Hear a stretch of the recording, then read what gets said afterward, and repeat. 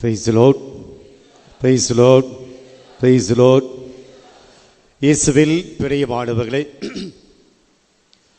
நற்கருணை ஆராதனை சமயத்தில் இன்றைக்கு நாம் வாசித்த நற்செய்தி பகுதியை நாம் ஆழமாக சிந்தித்தோம். ஒரு 3 கருத்துக்களை இந்த நற்கருணை ஆராதனையில் இந்த நற்செய்தி வாசகம் நமக்கு கொடுப்பதாக நாம் பார்த்தோம். ஒன்று, வாழ்க்கை என்பது இன்பங்களால் மட்டும் சந்தோஷங்களால் மட்டும் சூழ்ந்தது அல்ல. வாழ்க்கை என்றால் துன்பங்கள் இருக்கும். அது இவங்களுக்கு மட்டும் கஷ்டம், இவங்களுக்கு கஷ்டம் இல்லை அப்படியெல்லாம் கிடையாது. எல்லோருக்கும் துன்பம். தொழுகை கூடத்தில் கடவுளுடைய பணியை செய்து கொண்டிருந்த அவனுக்கும் துன்பம், வெளியிலே இருந்த ஒரு சாதாரண பெண்மணிக்கும் துன்பம். ஆக நாம் கடவுள்கிட்ட அவரோடு ஒன்றித்திருப்பதனால் கஷ்டம்லாம் வராது, துன்பமெல்லாம் இருக்காது. நான் நிறைய ஜெபிக்கிறேன், துன்பம் இருக்காது, அப்படியான இல்லை. எல்லாருடைய வாழ்க்கையிலும் துன்பங்கள் இருக்கும். துன்பங்கள் வருகிற போது நாம் யாரை தேடி செல்லுகிறோம்? 2 பேரும் ஆண்டவர் இயேசுவை தேடி வந்தாங்க. நம்முடைய துன்பங்கள் மத்தியில் நாம் ஆண்டவரை தேட வேண்டும். இது முதல் செய்தியாக நான் சொன்னேன்.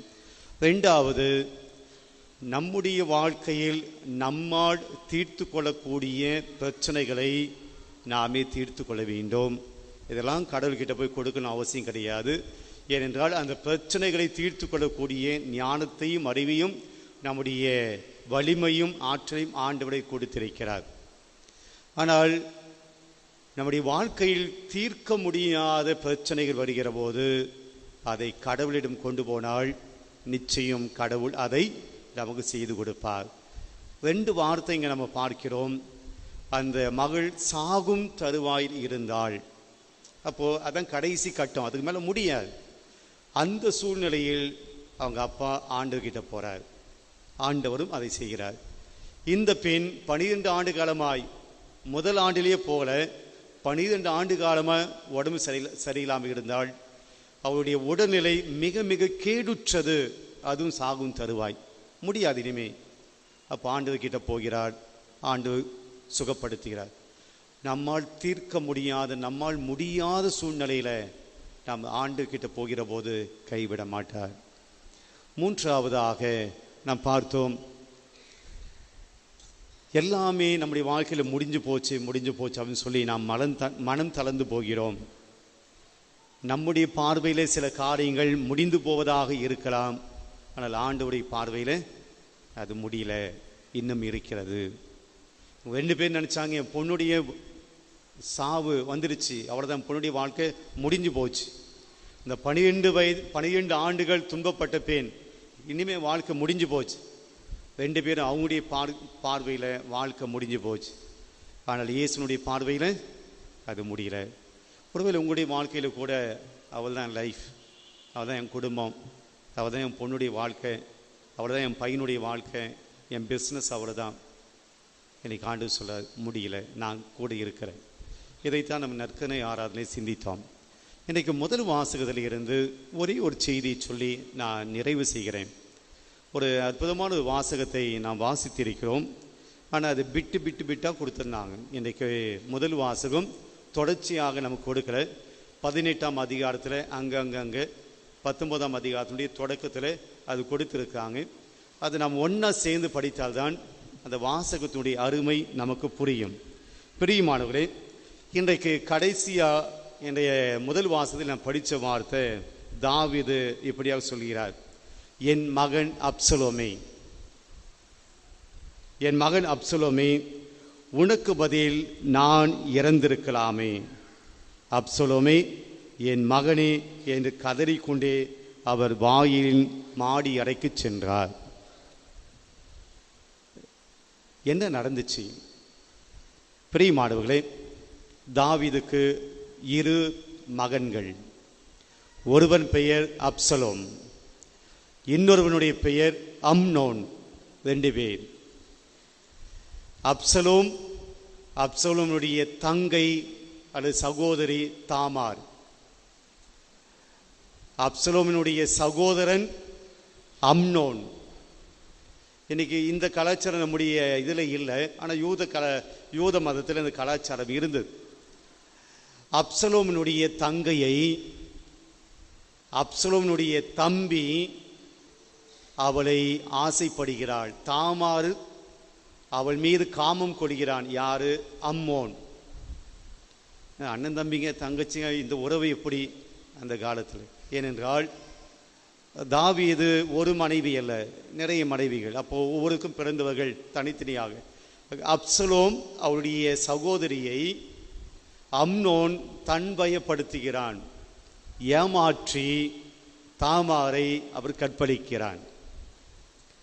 இப்போ அப்சலோம் கோபம் அடைகிறான். தாமார் நீ பண்றது சரியில்லை, இது தவறு என்று சொல்லியும் கூட அம்னோன் கேட்கல. வலுக்கட்டாயமாக ஏமாற்றி உடம்பு சரியாத போல நடித்து அது சாப்பாடு கொண்டு வர சொல்லி அப்படியாக அம்னோன் அப்படியே ஒரு ட்ராமா ஆடி தாமாரை தம்முடைய ரூமுக்கு கொண்டு வந்து அவரை கற்பழிக்கிறான். அப்சலோம் கேள்விப்படுகிறான், தன்னுடைய சகோதரிக்கு நடந்த கொடுமையை கேள்விப்படுகிறான். இப்போ அம்னோனை அப்சலோம் சாகடிக்கணும், பழி வாங்கணும்.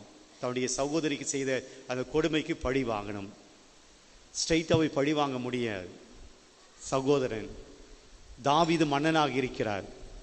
மன்னன் கிட்ட போய் சொல்றார், நான் என்னுடைய மந்தையின் ஆடுகளுடைய முடியை நான் கத்தரிக்க வேண்டும், அதனால் என்னோடு என்னுடைய சகோதரன் அம்னோன் அவனை அழைத்து செல்கிறேன். தாவீது சொல்ற, அவனே நீ கூட்டின்னு போற, உனக்கு தான் நிறைய பணியாளர்கள் இருக்காங்களே. இல்லை, அவனை எனக்கு உடந்தையாக இருக்க வேண்டும். சரி, தாவீது சரி கூப்பிட்றானே சொல்லி அம்னோனை அனுப்புகிறார். அப்படி போகிற போது திட்டமிட்டபடியே அப்சலோம் அம்னோனை கொலை செய்கிறான். அவனோடு சென்ற அவர்கள் மற்ற படை வீரர்கள், அம்னோனோடு சென்ற மற்ற படை வீரர்கள் எல்லாம் தப்பித்து ஓடி வருகிறார்கள். தாவீதுக்கு செய்தி வருகிறது, அப்சலோம் அம்னோனை சாகடித்து விட்டான். இப்போ அம்னோன் தாவீதிடம் வர முடியாது, அரண்மனைக்கு வர முடியாது. ஏனென்றால் என்ன சொல்லி கூட்டிட்டு போனாங்க? ஆடுகளுடைய முடியை கத்தரிக்க வேண்டும் அப்படி சொல்லி தான் தாவீதுக்கு சொல்லி கூட்டிட்டு போனான். ஆனால் நடந்தது வேற, பழி வாங்கிறதுக்காக கூட்டிட்டு போனான். இப்போ தாவீது கிட்ட அப்சலோம் வர முடியுமா? வர முடிய, தன்னை ஏமாற்றி விட்டான். அப்போ அப்சலோம் அங்கிருந்து எஸ்கேப் ஆகிறார், எருசலேமுக்கு ஓடுகிறார், அங்கே போய் தங்குகிறார். இப்போ தாவீதிடம் இந்த செய்தி வருகிறது. தாவீதுக்கு கோபம் இருக்கிறது, 2-3 மாதம் கொஞ்ச நாள் கோபம் இருக்கிறது. ஆனால் தன்னுடைய மகன் அப்சலோமை பார்க்க முடியல அப்படின்னு சொல்லி தாவீது ஏங்குகிறார். மனசுக்குள்ள ஒரு பாசம். ஒரு பையன் செத்து போயிட்டான், இன்னொரு பையன் தன்னை விட்டு பிரிஞ்சு போயிட்டான். என்ன பண்ணுறது? மகன் மீது ஆசை. இதை கூட இருக்கிற யோவாபு, தாவீதினுடைய படை வீரன் யோவாபு கண்டுபிடிக்கிறார். எப்படியாவது அப்சலோமை கொண்டு வரணும் என்று சொல்லி ஒரு சூழ்ச்சி செய்து அப்சலோமுக்கிட்ட போயிட்டு, உங்களுடைய அப்பா வர சொன்னார் அப்படின்னு சொல்லி கூட்டிகிட்டு வருகிறான். தாவீது ரொம்ப தெளிவாக சொல்கிறார், அவன் என்னுடைய நாட்டில் இருக்கட்டும், ஆனால் என் வீட்டில் இருக்க முடியாது. அவனை நான் பார்க்க மாட்டேன், நாட்டில் இருந்துட்டு போட்டோம். ஆக இப்போது அப்சலோம் என்ன செய்கிறார்? தாவீதிடம் வரக்கூடிய எல்லாரையும் அவன் தன் பக்கம் இழுக்கிறான். தன்னுடைய தந்தை தான் மன்னன், மன்னனிடம் நீதி வாங்குவதற்காக, நீதியை கேட்பதற்காக வரக்கூடிய எல்லாரையும், அப்பாவை டிஸ்டர்ப் பண்ணாதீங்க, மன்னனை டிஸ்டர்ப் பண்ணாதீங்க, நானே நீதி வழங்குகிறேன்னு சொல்லி எல்லா மக்களையும் தன்னிடம் அழைத்து தன்னுடைய உறவுக்குள் அல்லது தன்னுடைய ஒரு கட்டுக்கோப்புக்குள் எல்லா மக்களையும் ஒன்று சேர்கிறான். எல்லாரையும் சேர்த்து தாவீதை கொலை செய்வதற்கு, தாவீது மீது போர் எடுப்பதற்கு மகன் அப்சலோம் திட்டம் தீட்டுகிறான். இப்போ தாவீதுக்கு இந்த செய்தி தெரிகிறது, சொந்த பையன் அப்சலோம் தன் மீது படையெடுக்க போகிறான். அப்சலோமிடம் எல்லா படை வீரர்களும் போய் சேர்ந்துட்டாங்க, எல்லா மக்களும் போய் சேர்ந்துட்டாங்க.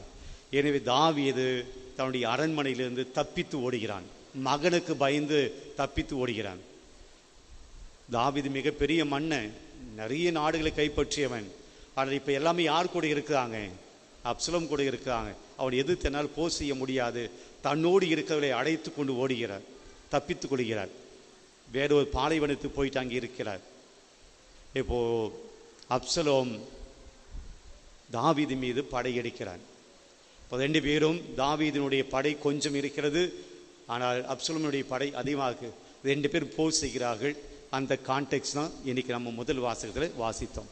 இப்போ அப்சலோம் தன்னுடைய படைகளோடு தாவீதை படையெடுத்து வருகிறான்.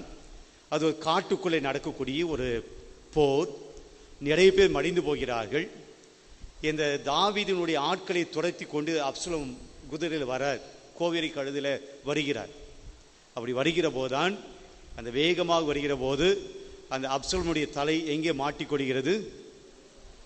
ஒரு மரத்தில் மாட்டிக்கொள்கிறது. அவன் ஓட்டி வந்த அந்த குதிரையானது ஓடி விடுகிறது. அவன் அந்த இடத்துல தொங்குகிறான், தலை மாட்டிக்கிச்சு. இப்போ இதை தாவீதின் ஆட்கள் பார்க்குறாங்க. அவன் கையில் கத்தி கிடையாது, கருவிகள் கிடையாது, மாட்டிக்கொண்டிருக்கிறான். இதுதான் தகுந்த சான்ஸ் அப்படி சொல்லி படை வீரன் யோபாவிடம், அது தாவீதினுடைய படை தளபதி, அவங்ககிட்ட சொல்லலாம், அப்சலோம் மாட்டிக்கிட்டு தொங்குறான் அப்படின்னு சொல்லி படை தளபதி கிட்ட சொல்கிறாங்க. அப்போது மோவாபு அந்த படை வீரன் அந்த வீரனை பார்த்து சொல்ல, சும்மாவா விட்டுட்டு வந்த?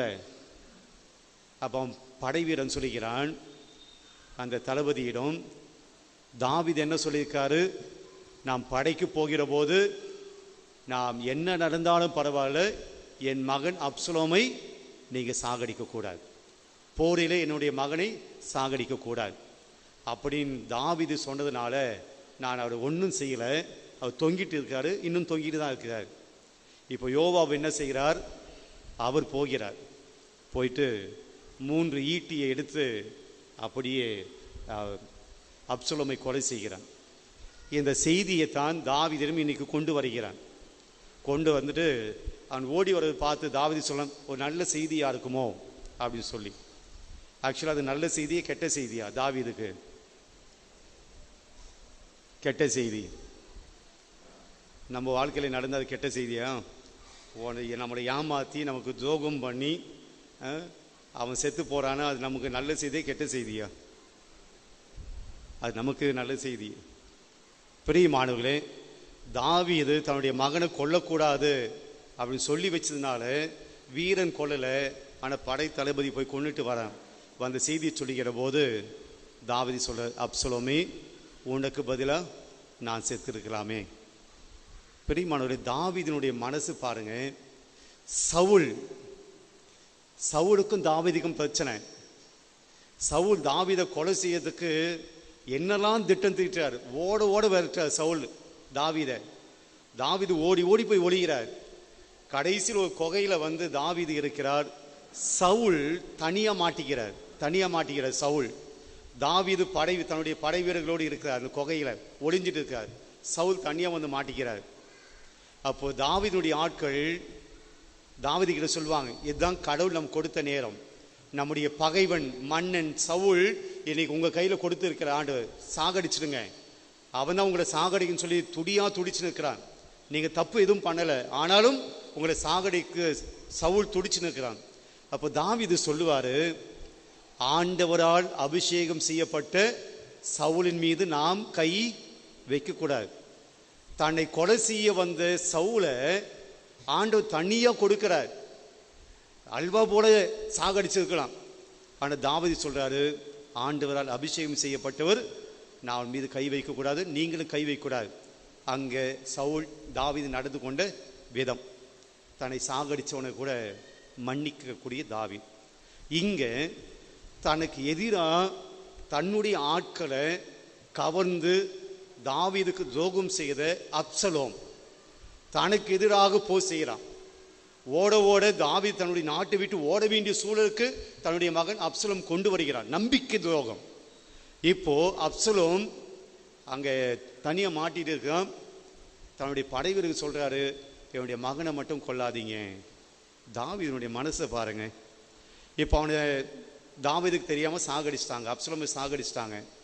தாவீது ஒழிஞ்சான். நம்மளை எதிர்த்து வந்தவன் ஒழிஞ்சான். நமக்கு நம்பிக்கை துரோகம் பண்ணவன் ஒழிஞ்சான். இனிமேல் நம்ம ஃப்ரீயாகலாம். தாவீது அப்படி எண்ணவில்லை. மாறாக என்ன சொல்கிறான்? என் மகன் அப்சலோமே, உனக்கு பதில் நான் செத்திருக்கலாம். பிரியமானவர்களே, தாவீதின் மனது நமக்கு வேண்டும். பகைவர்களை மன்னிக்கக்கூடிய அந்த மனசு தாவீதுக்கு இருந்தனால்தான் தாவீது இன்னைக்கும் பழைய ஏற்பாட்டில் ஹீரோ. கடவுள் அவனை தாவீதை மேன்மைப்படுத்தி கொண்டே இருந்தார். அந்த நல்ல மனசுக்கு கடவுள் அவனை மேன்மைப்படுத்தி கொண்டே இருந்தார். அவனுடைய அரசை பெரிதாக்கினார். எல்லா விதமான வெற்றிகளையும் தாவீதுக்கு கொடுத்தார். அந்த நல்ல மனசு பிரியமானவர்களே, இன்றைக்கு இந்த செய்தியான ஆண்டு நாம் கொடுக்கிறார். இன்னைக்கு நம்முடைய மனசுக்குள்ளே இருக்கக்கூடிய போட்டி, பொறாமை, பகைமை, ஆத்திரம், கோபம், எரிச்சல், பழி வாங்கணும் எல்லாத்தையும் மனசுல போட்டுக்கிட்டு வாழ்ந்து கொண்டிருக்கிறோம். ஆண்டவருடைய பிளஸ்ஸிங் நமக்கு கிடைக்காமல் இருப்பதற்கு காரணம் இதுதான். மனசு சுத்தமா இல்லை, தூய உள்ளம் இல்லை, எளிய மனம் இல்லை. எல்லாத்தையும் கோபத்தை போட்டுக்கிட்டு ஆண்டோடைய ஆசீர்வாதம் நமக்கு கிடைக்கல. நம்முடைய உடல் ஆரோக்கியத்தையும் கூட நாம் கெடுத்து கொண்டிருக்கிறோம். மருத்துவம் சொல்லுகிறது, மனசு சரியில்லைன்னா உடம்பு சரியாக இருக்காது. இன்னைக்கு நம்முடைய நோய்கள், நம்முடைய வியாதிகள், நம்முடைய வாழ்க்கையில் வரக்கூடிய சோகம், ஸ்ட்ரெஸ்ஸு, டிப்ரெஷன் எல்லாமே இங்கே வச்சிருக்கக்கூடிய காரியங்கள். தாவீது பாருங்க, எப்படி அவரால் மறக்க முடியுது? தம் பிள்ளை தனக்கு எதிராக நம்பிக்கை துரோகம் செய்து தன்னுடைய ஆட்களை கவர்ந்து கொண்டு அவர்களை வைத்து தன்னை தாக்கி ஒழிக்க வேண்டும், அப்பாவை சாகடிக்கணும்னு சொன்ன அந்த மகனையும் கூட அப்சலோமே, உனக்காக நான் செத்து போயிருப்பேன்ல, நீ ஏண்டா செத்த அப்படின்னு சொல்லக்கூடிய அந்த மனசு தாவீதுக்கு மட்டும்தான் வரும். பிரியமானவர்களே, அந்த மனசோடு வாழ்கிற போது ஆண்டவர் நம்மை உயர்த்துவார். அந்த மனதை கேட்டு நாம் ஜெபிப்போம்.